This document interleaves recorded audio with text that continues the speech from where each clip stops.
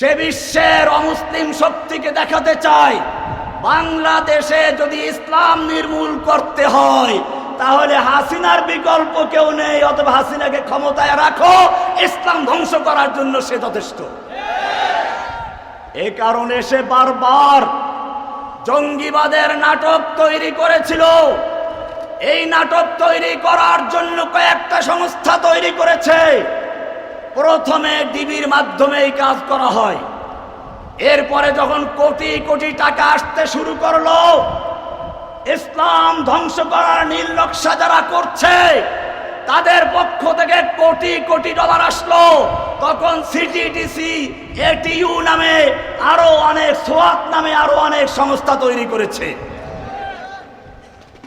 এরপরে যখন এদেশের তাওহীদি জনতা আরো ফুঁসে উঠল, তখন উলামায়ে কেরামদেরকে বিভিন্ন অপবাদ দিয়ে বিতর্কিত করার চেষ্টা করা হয়েছে।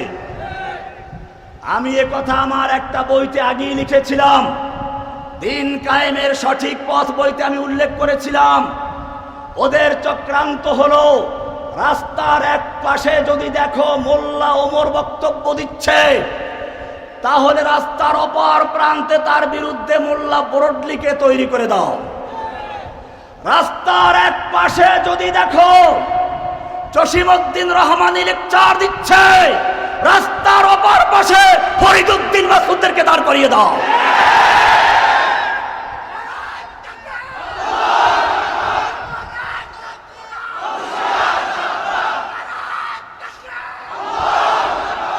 আমাকে বলা হলো আনসারুল্লাহ বাংলা টিমের আধ্যাত্মিক নেতা, কখনো গুরু, কখনো প্রধান, কখনো আবার আরো কি যেন। আসল কথা হচ্ছে, মিথ্যা কথা বললে একবার স্থির থাকা যায় না। আমি আজকের এই সমাবেশের মাধ্যমে বাংলাদেশের সকল মিডিয়াকে জানিয়ে দিতে চাই, জসিমউদ্দিন রহমানী গ্রেপ্তার হওয়ার আগ পর্যন্ত বাংলাদেশে আনসারুল্লাহ বাংলা টিম নামে কোনো দল আছে বলে তার জানা ছিল না। আপনারা জানেন, একজন লোক যদি লেখক হয় আর সে কোনো দল করে, তাহলে অবশ্যই কোনো না কোনো সূত্র ধরে সে ওই দলের দিকে আহ্বান করবে। একজন লোক যদি ইমাম ও খতিব হয়, কোনো না কোনো সূত্র ধরে সে তার বক্তব্যে সেই দলের প্রতি আহ্বান জানাবে, সমর্থন জানাবে। একজন লোক যদি মাদ্রাসার টিচার হয়, তাহলে সে কোনো না কোনো সূত্র ধরে তার ছাত্রদেরকে ওই দলের প্রতি আহ্বান জানাবে। আমি এই সব প্ল্যাটফর্মে কাজ করেছি। আমি ধানমন্ডির এক মসজিদে ইমাম ও খতিব ছিলাম, জামিয়া রহমানিয়ার ছাত্র এবং মুহাদ্দিস ছিলাম। আমি অনেকগুলো বই লিখেছি। সাংবাদিক ভাইদেরকে বলি, তোমরাও তো তদন্ত করো, জসিমউদ্দিন রহমানীর বইগুলো, জসিমউদ্দিন রহমানীর বক্তব্যগুলো, জসিমউদ্দিন রহমানের ইমাম, মুয়াজ্জিন, মুসল্লি ছাত্রদেরকে সব তালাশ করে একটা প্রমাণ খুঁজে বের করো যেখানে জসিমউদ্দিন রহমানী আনসারুল্লাহ বাংলা টিমের দলে কাউকে আহ্বান করেছে, অথবা এই দলের প্রতি সমর্থন করেছে, অথবা এই দলের কোনো নাম উল্লেখ করেছে। সরকার যখন কোনো প্রমাণ উপস্থাপন করতে পারে নাই, ব্লগার রাজীব হায়দা হত্যার মামলায় আমাকে প্রধান আসামি দেখানো হয়েছিল, প্রচার করা হয়েছিল। কিন্তু আপনারা দেখেছেন, বিশ্ববাসী দেখেছে, সাংবাদিকরাও দেখেছেন, সেই মামলায় 2 জনকে ফাঁসি দেওয়া হয়েছিল, 1 জনকে যাবজ্জীবন, 10 জনকে, 3 জনকে, 4 জনকে 10 বছর সাজা। আমাকে দেওয়া হয়েছিল 5 বছরের সাজা। কয় বছরের?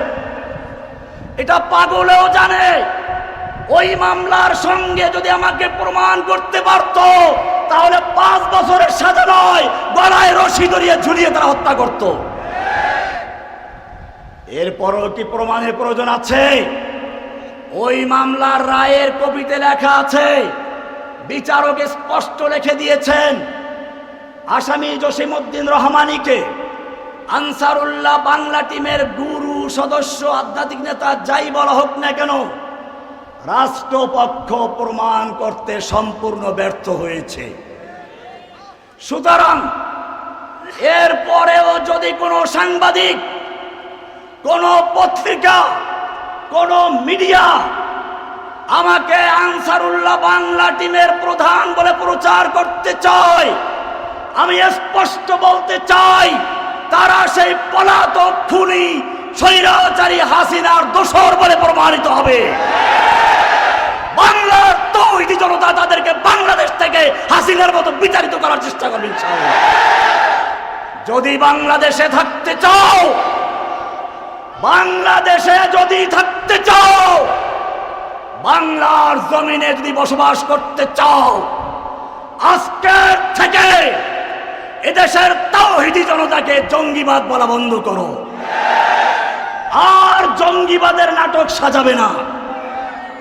ওদের সর্বশেষ চক্রান্ত ছিল হাসিনা পালানোর পরে হিন্দুদের বাড়িতে আগুন লাগাবে, মন্দিরে আগুন লাগাবে, হিন্দুদেরকে গণহত্যা চালাবে, ওরাই চালাবে।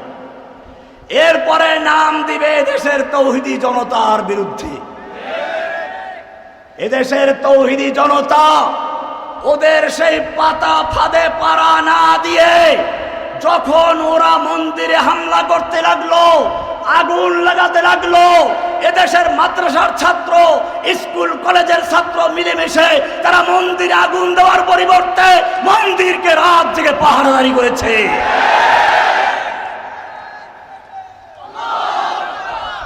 ওদের চক্রান্ত মাকড়সার জালের ন্যায় ছিন্ন ভিন্ন হয়ে গেছে, এখনো থেমে নাই।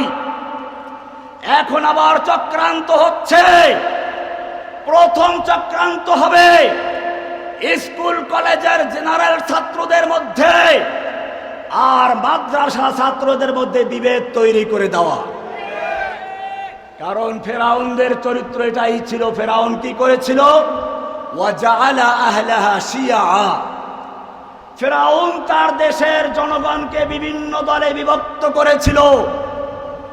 এখনো ভারতের হাসিনার লুকিয়ে থাকা এই দেশের পা চাটা গোলামেরা, শুধু পা চাটা গোলাম বলতে আমি গোয়েন্দাদেরকে বলছি না, পুলিশ আওয়ামী লীগকে বলছি না, এদেশের ওলামায়ে কেরামদের মধ্যেও একদল আলেমে সু লুকিয়ে আছে যারা হাসিনার পা চাটা গোলামি করতে, তাদেরকে চিহ্নিত করতে হবে। তারা আমার বিরুদ্ধে চক্রান্ত করে না, চক্রান্ত করে দেশের তাওহীদি জনতাকে বিভক্ত করার জন্য। সুতরাং আমি স্কুল কলেজের ছাত্রদেরকে বলছি, তোমরা আমাদের ভাই, তোমরা আমাদের সাথে একাত্র হয়ে, আমরা তোমাদের সঙ্গে একাত্র হয়ে কাঁধে কাঁধ মিলিয়ে দেশের জনতা ওই স্বৈরাচারী হাসিনার বিরুদ্ধে আন্দোলন করেছো, সর্বশক্তি দিয়ে তোমরা মোকাবেলা করেছো। তোমরা রাজপথে গুলির সামনে, বুলেটের সামনে বুক পেতে দিয়েছো। সাবাস তোমাদেরকে, ধন্যবাদ তোমাদেরকে। তোমরা আবার সেই হোসাইন আহমদ মাদানির ইতিহাসকে জাগ্রত করেছো। হোসাইন আহমদ মাদানি রহমাতুল্লাহি আলাইহি ইংরেজদের বিরুদ্ধে আন্দোলন করছিলেন। ইংরেজরা কারফিউ জারি করে দিল, ঘোষণা করা হলো ওই মঞ্চে যদি কেউ বক্তব্য দেখতে উঠে তাকে দেখা মাত্র গুলি করা হবে। মাওলানা মাদানি রহমাতুল্লাহি আলাইহি সেই মঞ্চে উঠে প্রথমেই বললেন, আমি শুনেছি এই সাদা কুকুরের দল ঘোষণা করেছে যে ব্যক্তি ইংরেজদের বিরুদ্ধে বক্তব্য দিবে তাকে গুলি করা হবে। আমি মাদানি হাজির হয়েছি, করো গুলি।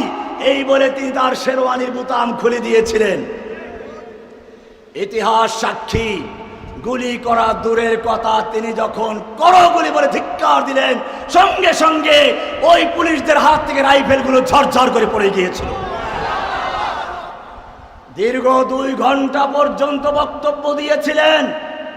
বক্তব্যের শুরু ছিল এরকম, सागमीरो गुरबाजीरो मोशरादे वाकुनाद इचनी अरकान दौलत मुल्क रावी राकुना।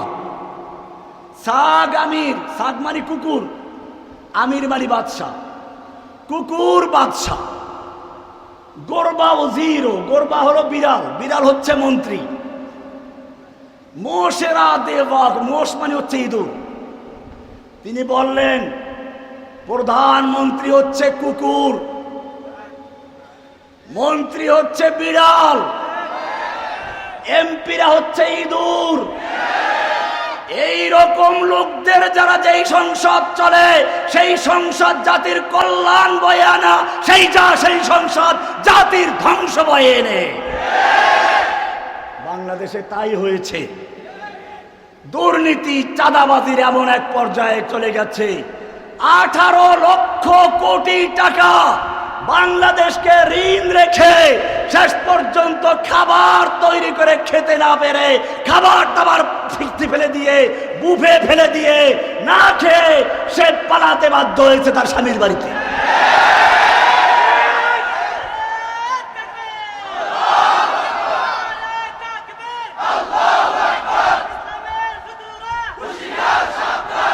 আমার মনে পড়ে কোরআনের আয়াত, যা আল হক ওয়া যাহাকাল বাতিল ইন্নাল বাতিলা কানা যাহুকা। ফিরাউন आए, हामान आए, जालिम जाबिर सुल्तान आए, कितने कितने शैतान आए, सबको हुई रसवाई हासिल। जा अल हक व ज़हक़ल इन्नल बातिला काना ज़हूक़ा। हसीना आए, नौफिल आए, कौआ कादिर नानुक आए, मुरद आए, आनिस आए, कामल जैसा शैतान आए, सबको हुई रसवाई हासिल, सबको हुई रसवाई हासिल। जाल हक व ज़हक़ल बातिल इन्नल बातिला काना ज़हूक़ा।